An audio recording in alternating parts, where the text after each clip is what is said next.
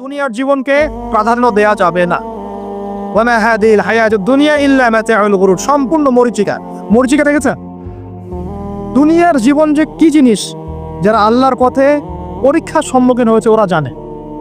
মানে কিচ্ছু না, মানে মুহূর্তে আল্লাহ পাক ইহকাল পরকালের ফয়সালা করে ফেলবে। আমরাও বুঝবো, এটা আমরা বুঝবো না এমন নয়। ইয়াং ছেলে রাস্তায় যাচ্ছে, বাইক নিয়ে খুব দাবরানি দিচ্ছে, আছে না, হঠাৎ অ্যাক্সিডেন্ট, ডেড, স্পট ডেড। এটা দুনিয়ার জীবনটা। সারা জীবন দুনিয়ার পিছনে ছুটেছে, শেষ বয়সে হতাশ, কিছুই পেলাম না। পাবে না, কারণ আল্লাহর পথে না চললে শেষ বয়সে গিয়েও কিছু পাবেন না। যন্ত্রণা, হতাশা, গ্লানি ছাড়া। তখন দেখবেন আত্মহত্যা করে শেষ, ডেড। দেখবেন অনেক প্রতাপশালী বাচ্চা বড় বড় লেকচার দিচ্ছেন, হঠাৎ রাস্তায় হাঁটতে হাঁটতে ডেড। সারাদিন রাত জেনা করেছে, মদ খেয়েছে, জেনা ছড়িয়েছে সমাজে, নগ্নতা, অশ্লীলতা ছড়িয়েছে, ভাইরাস, মহামারী দিয়ে শেষ। দুনিয়ার জীবন কি জীবন? চোখের সামনে অহরহ এগুলো ঘটনা দেখছি আমরা। যাচ্ছে খুব সাদাল্লা করে, বর বিয়ে করতে যাচ্ছে, কার অ্যাক্সিডেন্ট, শেষ, ডেড। কিছু সাহাবী তো এমনও ছিলেন, বদরের যুদ্ধ করতে এসেছেন, হাতের মধ্যে কিছু খেজুর আছে, খেজুর খাচ্ছেন, খোরমা খেজুর খাচ্ছেন। তখন নবী সাল্লাল্লাহু আলাইহি ওয়াসাল্লাম দাঁড়িয়ে ভাষণ দিচ্ছেন যে ওয়াসাবিকু ইলা মাগফিরাতিন মির রাব্বিকুম ওয়া জান্নাহ। ওই যে আয়াতটা আছে, তোমরা এগিয়ে চলো তোমাদের রবের ক্ষমার দিকে এবং জান্নাতের দিকে। আরদুহা কাআরদিস সামাই ওয়াল আরদ, যার প্রশস্ততা আসমান এবং জমিনের সমান। সাহাবী খেজুর খেতে খেতে খেজুরটা ফেলে দিলেন। আরেকজন সাহাবী জিজ্ঞাসা করলেন যে খেজুরটা ফেলে দিলেন কেন? তিনি বলছেন এই খেজুরগুলো খেতে অনেক সময় লেগে যাবে। নবী সাল্লাল্লাহু আলাইহি ওয়াসাল্লাম এমন কথা বলেছেন, এটা শোনার পরে আমি আর এক সেকেন্ড নষ্ট করতে যাচ্ছি না। খেজুর ফেলে দিয়ে যুদ্ধে ঝাঁপিয়ে পড়লেন, দেন শহীদ হয়ে জান্নাতে চলে গেলেন। তারাও তো মৃত্যুর স্বাদ গ্রহণ করেছেন, তাই না? সুমাইয়া রাদিয়াল্লাহু আনহা, আবু জাহেল তাকে নির্যাতন করছে, তার লজ্জাস্থানে বর্ষা ঢুকিয়ে দিয়ে, চিন্তা করতে পারেন, লজ্জাস্থানে বর্ষা নিক্ষেপ করে হত্যা করলো। সুমাইয়া রাদিয়াল্লাহু আনহা দেখতে কালো বর্ণের, চেহারা সুন্দর নয়, হয়তো বা আপনার মতো সুন্দর নয়, জান্নাতে এখন হাসছে ইনশাআল্লাহ তাআলা। তার স্বামী ইয়াসের, আবু জাহেল তাকে পিটাতে মেরে ফেললো, সে মারা গেল, শহীদ হয়ে গেল। অনেক ওলামায়ে কেরামকে, ইমাম, মুস্তাহিদ, মুহাদ্দিস দেখবে সারাটা জীবন এত মেহনত করেছেন দিনের জন্য, বিয়ে শাদী করার সময় পান না। এমনও আছেন ইমাম এবং মুহাদ্দিস, জীবন তো তাদেরও ছিল। শুধু সাহাবী কেন, তাবেঈদের দিকে তাকান, তাবেঈন তাকান, আমাদের চার ইমামের দিকে তাকা। আবু হানিফা রাহিমাহুল্লাহ শেষ বয়সে জেলখানায়, কথিত আছে বিষ প্রয়োগে তাকে হত্যা করা হয়েছে। তার টাকার অভাব ছিল না, তিনি কিন্তু আমার মতো হতদরিদ্র ছিলেন না। আল্লাহ পাক তাকে সম্পদ দিয়েছিলেন, সমস্ত সম্পদ বিলিয়ে দিয়েছেন দিনের জন্য। ইমাম শাফিঈ রাহিমাহুল্লাহ, তার দিকে তাকা। আহমদ বিন হাম্বল রাহিমাহুল্লাহ, তার দিকে তাকান, তাকে পিটানো হচ্ছে আর বাগদাদের রাস্তায় দৌড়ানো হচ্ছে। কারণ সমাজের মানুষ ফতোয়া দিয়েছে একটা, তিনি ফতোয়া দিচ্ছেন আরেকটা। ওই যে হিল্লা প্রথা আর ঠিকা বিবাহ নিয়ে কি তিনি বলছেন, ইলামু ইয়া আহলা বাগদাদ, হে বাগদাদের মানুষরা জেনে রাখো যে আমি কোশ্চিনকালেও এই প্রথাকে জায়েজ করলাম না। তোমরা চিনে রাখো যে আমার নাম আহমদ। জীবন তাদেরও ছিল। ইমাম মালিক রাহিমাহুল্লাহ, তাকে এত মার দেওয়া হয়েছিল, হাত বাঁধতে পারতেন না, নামাজে হাত বাঁধতে পারতেন না। সাহাবীদের থেকে নেন, তাবেঈ থেকে নেন, তাবেঈ থেকে নেন, মুস্তাহিদ ইমাম থেকে নেন, দুনিয়ার জীবন তারাও কিন্তু ভোগ করেছেন, আর আমরাও ভোগ করছি। আমাদের ভোগের সিস্টেমটা দেখেন, তাদের ভোগের সিস্টেমটা দেখেন।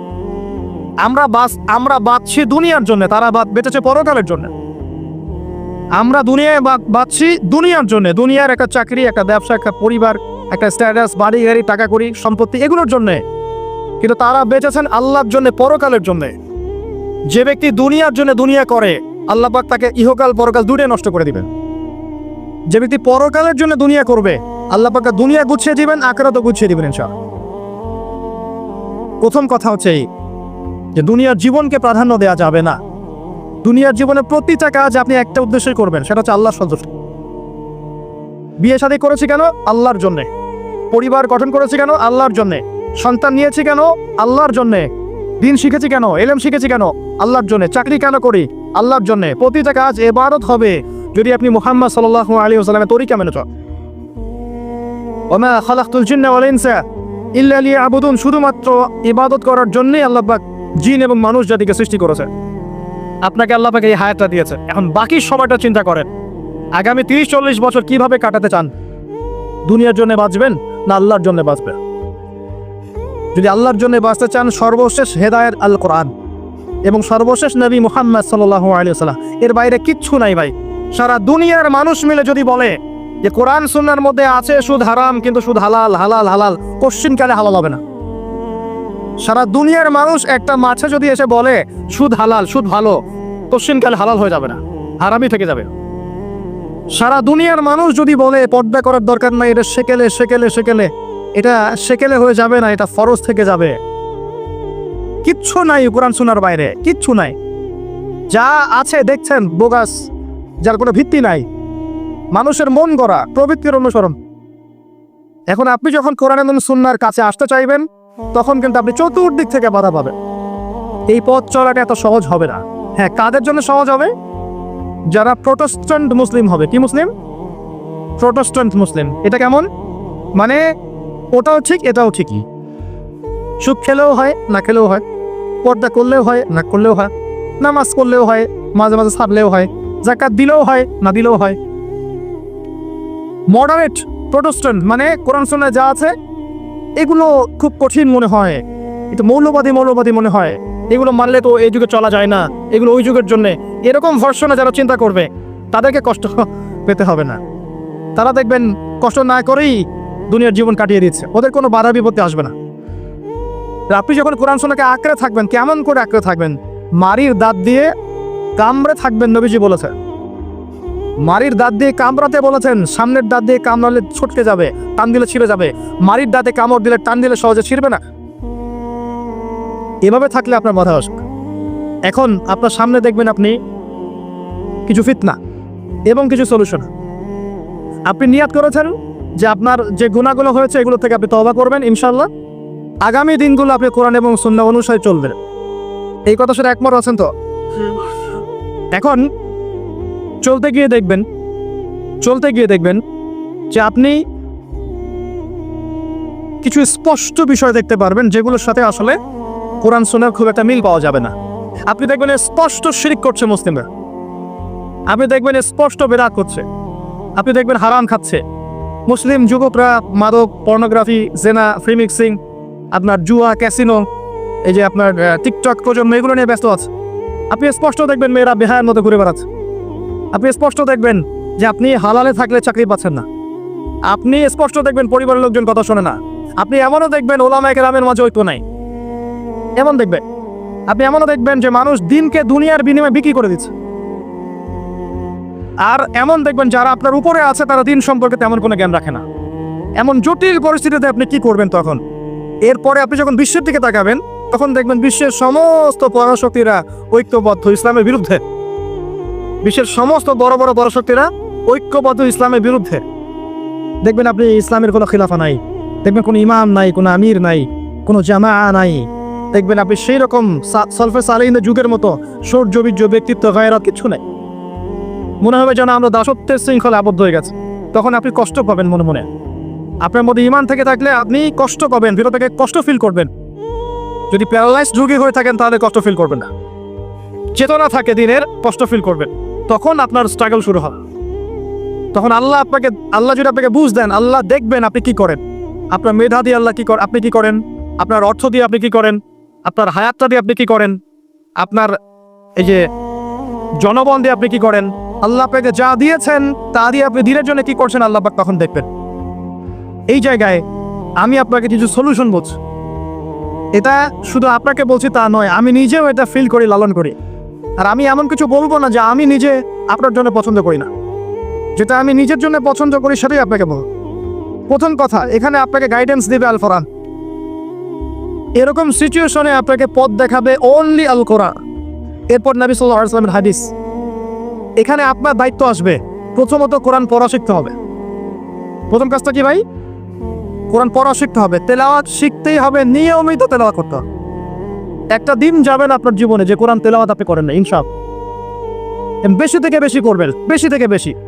আমার পরামর্শ হচ্ছে দিনে 1 পারা করে করার চেষ্টা করেন। এরপর দায়িত্ব চলে আসবে আপনার কোরআন বোঝার। আপনি কিছু অংশ মুখস্থ করবেন, হিফজ করবেন, অর্থটা বোঝার চেষ্টা করবেন, কোরআনের ভাষাটা শেখার চেষ্টা করবেন। এর সবকিছু আপনি বুঝতে পারবেন না, তখন কি করবেন? আলেম ওলামার কাছে যাবেন, তাদের সোহবতে গিয়ে পড়ে থাকবেন। যে বিষয়টা বুঝতে পারছেন না জিজ্ঞাসা করে জেনে নেবেন। ফাসআলু আহলা যিকরি ইন কুনতুম লা তা'লামুন। এরপর কোরআনের আদেশ নিষেধগুলো আপনি মেনে চলবেন নিজের পরিবারে এবং নিজের অধীনস্থদের মধ্যে। এরপরে আপনি থেমে যাবেন না। কোরআনের দাওয়ার আপনি যতটুকু জানেন এটা মানুষের কাছে প্রচার করবেন, মাদ্রাসা করবেন, মসজিদ আবাদ করবেন, বক্তব্য চালু করবেন, কোরআনের একটা রেভলিউশন ক্রিয়েট করবেন। কোরআনের জন্য আপনার জান মাল অর্থ বিলিয়ে দিবেন। ওই একটা ছোট্ট কাজ দেখবেন পরকালে জান্নাতে যাওয়ার ওসিলা হয়ে গেছে ইনশাআল্লাহ। তারপর আপনি সুন্নতকে পাবেন না, ওই সুন্নতের উপরে আপনার 24 ঘন্টাকে সাজাবেন। দিন রাত প্রতিটা আমল আপনি সুন্নাহ অনুযায়ী করার চেষ্টা করুন। এরপরে গিয়ে আপনার দায়িত্ব আরো বাড়বে। এরপর দায়িত্ব চলে আসবে উম্মাহ কেন্দ্রিক। আপনার তাজকিয়া অর্জন করতে হবে, আত্মশুদ্ধি অর্জন করতে হলে সবসময় পরকালের ফিকির করতে হয়, মৌতের স্মরণ করতে হয়, বেশি বেশি কোরআন তেলাওয়াত করতে হয়, এতিমের মাথায় হাত বোলাতে হয়, আপনার সাদাকা বেশি বেশি করতে হয়, মাঝে মাঝে রোজা রাখতে হয়। এগুলো করতে থাকলে আল্লাহর জিকির বেশি বেশি করতে হয়, আল্লাহর ধ্যান করতে হয়, আল্লাহকে ডাকতে হয়, দোয়া করতে হয়, আত্মশুদ্ধি অর্জন হবে। একই সাথে আপনার অন্তর থেকে হিংসা, বিদ্বেষ, এই যে গীবত, রিয়া, অহংকার, সমালোচনা, সংস্কৃতি দূর করতে হবে। মনের মধ্যে অহংকার, হিংসা, বিদ্বেষ থাকলে আল্লাহর নূর পাওয়া যাবে না, তখন তাজকিয়া অর্জন হবে না। আল্লাহর নূর না আসলে আপনি খিজির হতে পারবেন না, যে অনেক দূর পর্যন্ত দেখতে পারে। সূরা কাফের মধ্যে ঘটনা পাবেন। আর এই শেষ জামানায় টিকতে হলে আপনাকে খিজির হতে হবে, দূর পর্যন্ত দেখতে হবে। শোনেন, দূর পর্যন্ত দেখতে না পারলে বর্তমানকে মনে হবে ভবিষ্যৎ। এখন যে ফিতনাময় পরিবেশে বসে আছি এটা বর্তমান, এটা ভবিষ্যৎ নয়। একটা কথা বলেছিলাম বেশ কয়েক বছর আগে যে আপনার এমন একটা সময় আসতে যাচ্ছে যখন ক্যাশলেস সোসাইটি থাকবে, মানে কাগজের টাকাটাও থাকবে না।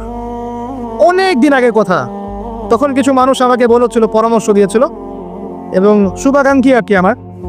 আর দিন দিন আমার শুভাকাঙ্ক্ষী বাড়ছেই আলহামদুলিল্লাহ, যে ভবিষ্যৎ বক্তা, তুমি হচ্ছে ভবিষ্যৎ বক্তা।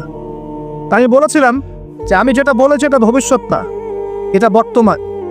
বর্তমান সম্পর্কে আপনার খবর নাই বলে বর্তমানকে আপনার ভবিষ্যৎ মনে হচ্ছে। এখন যা দেখছেন এগুলো বর্তমান, এগুলো ভবিষ্যৎ না। খুব অল্প সময়ের মধ্যে এই পরিস্থিতিগুলো দেখবেন পরিবর্তন হয়ে গেছে। আসেন, যখন ব্যক্তিকেন্দ্রিক কাজ শেষ হয়ে যাবে তখন আপনাকে উম্মাহ কেন্দ্রিক চিন্তা করতে হবে। তাজকিয়া অর্জন করে উলামায়ে কেরামের মাঝে ঐক্যের চেষ্টা করতে হবে। ঐক্যটা হবে মন থেকে সবাইকে ভাই মনে করলে পরে ঐক্য হবে। যদি মন থেকে সবাইকে নিজের ভাই মনে করতে না পারি, মুসলিম ভাই মনে করতে না পারি, ঐক্য হবে না। যদি আমি মনে করি আমি জান্নাতের ডিলার, তোমার লিজ লাগলে আসো নিয়ে যাও, ঐক্য কখনো হবে না। অনলাইনে যাবেন দেখবেন সারা দিন কাদা ছড়াছড়ি। আর এমন এমন বিষয়গুলোকে নিয়ে আমরা কাদা ছড়াছড়ি করছি যেগুলো নিয়ে কথা না বললেও পরকালে কিছু যায় আসবে না ইনশাআল্লাহ। এমন এমন ইস্যু নিয়ে আমরা কাদা ছড়াছড়ি করি যেগুলো নিয়ে কথা না বললেও আমার জান্নাত জাহান্নামের ফয়সালা হবে না ইনশাআল্লাহ। এগুলো ওই বিষয় নয়, মৌলিক বিষয় নয়। আর আমরা যখন এগুলো নিয়ে ব্যস্ত থাকি, ইসলামের শত্রুরা দেখবেন ইসলামকে দমন করার আর 10 ধাপ এগিয়ে যায়। আমরা ইন্টেলেকচুয়াল হতে পারছি না। ঐক্যের চেষ্টা করতে হবে, যার জায়গা থেকে করতে হবে এবং মিসাল দৃষ্টান্ত নিজেকে স্থাপন করতে হবে। যে নিজে যখন সবার সাথে মিশবো তখন দেখবেন মানুষ রিসিভ করে নেবে যে হ্যাঁ উনি সবখানেই আসছে, উনি সাম্প্রদায়িক চিন্তা করছে না। বিষয়গুলো হচ্ছে উম্মাহ কেন্দ্রিক চিন্তা করতে হলে ঐক্যের বিকল্প নাই। আর এই রেসপন্সিবিলিটি আমার মতো দায়ীদের নয়, মূলত এই রেসপন্সিবিলিটিটা হচ্ছে মূলত উলামায়ে কেরামের। তারা যখন একত্রিত হবেন, ঐক্যবদ্ধ হবেন, তাদের মধ্য থেকে দেখবেন একজন আমির বের হয়েছে এবং তিনি যখন নেতৃত্ব দিবেন তখন জনগণ তার পিছনে তাকে ফলো করবে। ধর্মতাত্ত্বিক নেতৃত্বের কথা বলছি। ধর্মতাত্ত্বিক নেতৃত্ব কি পলিটিশিয়ান দিতে পারবে? কারণ পলিটিশিয়ানদের কাছে কি ধর্মের সব জ্ঞান থাকে? স্বাভাবিক থাকবে না, কারণ তারা পড়াশোনা করেন না এইভাবে, তাদের কাছে পলিটিক্সের জ্ঞান আছে। আপনি ধর্মতাত্ত্বিক ঐক্যের কথা বলছি, তখন ধার্মিকদেরকেই তো দায়িত্ব নিতে হবে এবং ধার্মিকদের মধ্যে যারা স্কলার, বিজ্ঞ বরেণ্য ওলামায়ে কেরাম, তাদের মধ্যে ঐক্য প্রথম দরকার। অনুসারীদের মধ্যে ঐক্য দিয়ে লাভ নাই। প্রথমে ঐক্য লাগবে আগে বড় বড় লেভেলে, তারপরে দেখবেন জনগণ ঠিকই আলেমকে মেনে নিয়েছে। তখন আপনি দেখবেন একটা ভালো শক্তি আপনি অর্জন করতে পারছেন। আদারওয়াইজ যখন আপনি বিক্ষিপ্ত বিচ্ছিন্ন কেউই আমাদেরকে মূল্যায়ন করে না।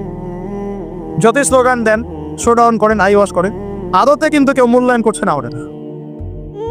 আর আল্লাহ রাব্বুল আলামিন কোরআনে বলেছেন, এখন এই আয়াত কোথায় আছে আল্লাহ ভালো জানেন, এই আয়াতের বাস্তবতা কোথায় সেটা আল্লাহ ভালো জানেন। ওয়া আতাসিমু বিহাবলিল্লাহি জামিয়া ওয়ালা তাফাররাকু, এই আয়াতটা কোরআনের মধ্যে আছে, এটা কোরআনের মধ্যে আছে, আল্লাহ পাকের কিতাবের মধ্যে এটা আছে, ওয়া আতাসিমু বিহাবলিল্লাহি জামিয়া, তোমরা আল্লাহর রজ্জুকে শক্ত করে ধরো ঐক্যবদ্ধভাবে। আচ্ছা, এটার উপরে আমল না করে আমরা যদি এড়িয়ে যাই, এটা কোরআনের অবমাননা হয় না? এটা কোরআনের অবমাননা হয় না? যখন কোরআনে স্পষ্ট বলা হচ্ছে তোমরা সুদ খেও না, তারপরেও খাচ্ছি, অবমাননা হয় না? আল্লাহ বলছেন যে না ধার কাছেও যেও না, তারপরেও করছি, তখন অবমাননা হয় না? আমরা মানে আবেগ প্রদর্শন করার চাইতে বিবেকবান হয়ে কাজগুলো করলে বেশি ভালো। কোরআনের সম্মান সর্বোচ্চ শিখরে তখনই পৌঁছাবে যখন এর আদেশ নিষেধের উপর আমল করা হবে, এবং আমরা আমল করে দেখাতে পারবো, এবং ইনশাল্লাহ আমরা পারবো। যদি কেউ পারে পৃথিবীতে, শুধু মুসলিমরাই পারবে ইনশাআল্লাহ। এবং মুসলিমদের মধ্যে যারা পারবে না, আল্লাহ পাক ওদেরকে সরিয়ে দিবে, নতুন প্রজন্ম আল্লাহ পাক নিয়ে আসবে ইনশাআল্লাহ। যুব সমাজ পারবেই, পরবর্তী তরুণ প্রজন্ম এবং আগামী ছোটদের প্রজন্মরা পারবে ইনশাআল্লাহ। যদি কেউ পারে, এরাই পারবে ইনশাআল্লাহ। ইনশাআল্লাহ দেখবেন আমাদের মতো মানুষদেরকে দিয়ে যদি কাজ না হয়, আল্লাহ পাক আমাদেরকে সরিয়ে দিবেন, দিয়ে এমন এমন মানুষ আল্লাহ পাক তৈরি করবেন যারা এই চেয়ারগুলোতে বসবে, বসে কোরআন সুন্নাহকে হাতে নিয়ে বিশ্বকে নেতৃত্ব দেবে ইনশাআল্লাহ। আসবে এক সময়, অপেক্ষা করতে থাকে, কারণ আমরা আখিরুজ্জামানের হাদিসগুলো সম্পর্কে জানি। একটা সময়ে চলছে মুসলিমদের ডমিনেশনের সময়, এরপর একটা সময় আসবে যখন মুসলিমরাই এই বিশ্বকে নেতৃত্ব দেবে ইনশাআল্লাহ। ইসলামই হবে এই বিশ্বের একমাত্র সুপার পাওয়ার। আল্লাহ রাব্বুল আলামিন ওই জেরুজালেম থেকেই আরো একবার কিয়ামতের আগে পুরো বিশ্বে ইসলামী খেলাফা বাস্তবায়ন করবেন ইনশাআল্লাহ। এর প্র্যাকটিক্যালি আপনার আমার কিছু কাজ আছে, ইলম অর্জন করা আমাদের কাজ। আমাদের এত বড় বড় কাজ নাই, আমাদের যতটুকু সামর্থ্য এতটুকু কাজ আছে। আমাদের কাজ আগে ইলম অর্জন করা, আমাদের কাজ জানা অনুযায়ী আমল করা, উলামায়ে কেরামের সাথে সম্পর্ক রাখা, মাদ্রাসার সাথে সম্পর্ক রাখা, জ্ঞানের চর্চা করা, হালাকাগুলো বাড়ানো, ইমানের চর্চা করা। আমাদের কাজ পরিবারগুলোকে সংশোধন করা। যদি কথা না শোনে ছেড়ে দেন, একক পরিবার গঠন করেন। বুঝাতে বুঝাতে যদি দেখেন যে আপনার পরিবার লুতের স্ত্রীর মতো হয়ে গেছে, বা নূহ আলাইহিস সালামের স্ত্রীর মতো হয়ে গেছে, তার ছেলের মতো কথা শোনে না, ছেড়ে দেন, আপনি আলাদা থাকেন। তাও ইমানের সাথে আপোষ করেন না। আসহাবুল কাহফ সমাজ পরিবার সব ছেড়ে দিয়ে চলে গেছে, চলে যায় না, সব ছেড়ে দিয়ে চলে গেছে। যখন কেউ কথা শোনে না, একাই থাকতে হয় আল্লাহর রজ্জুকে ধরে। আল্লাহ পাক ইব্রাহিম আলাইহিস সালামকে বলেছেন তুমি একাই একটা উম্মাহ, ইব্রাহিম তুমি একাই একটা উম্মাহ। তো আমাদের কিছু কাজ আছে ভাই, ইমানের চর্চা করা, ইলম অর্জন করা, উলামায়ে কেরামের সোহবতে যাওয়া, তাজকিয়া, আত্মশুদ্ধি অর্জন করা, অন্তরে আল্লাহর নূর পাওয়ার চেষ্টা করা, বেশি থেকে বেশি ইবাদত করতে থাকা, সময়কে মূল্যায়ন করা, সময়কে মূল্যায়ন করা, জীবনটা গুছিয়ে নেওয়া। কারণ আমি এখানে থাকতে আসিনি, আমি আপনি এখানে থাকতে আসিনি। আজকে থেকে 50 বছর পরে, 100 বছর পরে এখানকার একটা মানুষও বেঁচে থাকবে না। এখানে আমরা বসে আছি যারা, কেউ থাকবে না, এই বিশ্বের কোনো নেতা থাকবে না। আজকে থেকে 100 বছর পরে এই ন্যাটো, জাতিসংঘ, হাবিজাবি কিচ্ছু থাকবে না। আপনি বিশ্বের যত পরাশক্তি দেখছেন এগুলো কিচ্ছু থাকবে না ইনশাআল্লাহ। এই পৃথিবীর যে মানুষগুলো এখন বেঁচে আছে 100 বছর পরে কেউ থাকবে। এখন মনে হচ্ছে এরাই সব, এগুলো সব না। 100 বছর, জাস্ট 100 বছর। আর কিয়ামতের মাঠই তো হবে 50,000 বছর। কিয়ামতের মাঠ কত বছর? এই তুলনায় 100 বছর কিছু সময়। আল্লাহর কাছে 100 বছর কোনো সময় না। 100 বছর পর কিচ্ছু থাকবে না, কোনো আমি আপনি কেউ না, আমি আপনি কেউ থাকবো না। তো এই দুনিয়ার জীবনটাকে মূল্যায়ন করেন, গুছিয়ে নেন। আপনি জীবনে প্ল্যান করেন আগামী 5 বছর আপনি কি করতে চাচ্ছেন, কতটুকু পড়তে চান, কি কি সনদ অর্জন করতে চান, কোন কোন বই আপনার পড়া হয়নি। আগামী 5 বছরের মধ্যে আপনার একটা ভালো জব দরকার, কি জব করবেন আপনি, যেটা করলে আপনি হালাল খেতে পারবেন। কত বছর আপনি বিয়ে করতে যাচ্ছেন, এবং বিয়ের পর আপনি কিভাবে সন্তান প্রতিপালন করবেন। যখন আপনার বয়স 50 হবে তখন আপনার ছেলের বয়স কত হতে পারে, প্ল্যান করতে হয় জীবন সম্পর্কে। এবং আমি সেভ করব সম্পত্তি ভবিষ্যতের জন্য, কিসে সেভ করব। আমি এমন সম্পত্তি যদি সেভ করি, জমাই, যেটার মূল্য সামনে গিয়ে কমে যাবে, তাহলে আমি ঠকবো। যদি আমি এমন সম্পত্তিতে সেভ করি যেগুলোর মূল্য বাড়বে, আমি জিতবো। জীবনকে নিয়ে প্ল্যান করতে হয়। এবং এই সময়টুকুতে আমি দিনের জন্য কি করতে চাই, দিনের জন্য আমি কতটুকু করতে চাই। আমার দ্বারা কি একটা মসজিদ করা সম্ভব না? আমার দ্বারা কি একটা মাদ্রাসা করা সম্ভব না? আমি কি একটা এতিম প্রকল্প করতে পারি না? আমি কি একটা বিধবাদের প্রজেক্ট করতে পারি না? আমি কি একটা মা বোনদেরকে নিয়ে সেলাই মেশিনে কোনো প্রজেক্ট করতে পারি না? আমি কি মানব সেবামূলক কিছু কাজ করতে পারি না? ছোট্ট একটা সামাজিক সংগঠন করতে পারি না? কিছু একটা তো করতে পারি আমি। আল্লাহ পাক কি আমাকে কোনো প্রতিভা দেন নাই? আল্লাহ পাক কি আমাদেরকে কোনো প্রতিভা দেন নাই? একজন আলেম হয়ে আমি কি 100-200 ছাত্র বের করতে পারি না?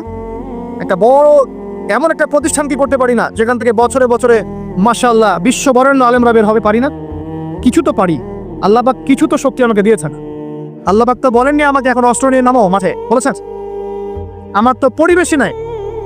বাংলাদেশের মানুষ 90% মুসলিম বলছি আমরা, দেখবেন 80% নামাজ পড়ে না, দেখবেন 80% কোরআন পড়তে জানে না, যাকাত দেয় না, পর্দা করছে না, যুব সমাজের জীবনের উদ্দেশ্য ঠিক নাই, সারা দিন রাত অকুসংস্কৃতি নিয়ে পড়ে আছে।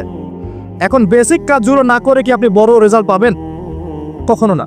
এই বেসিক কাজগুলো আমরা করতে পারি।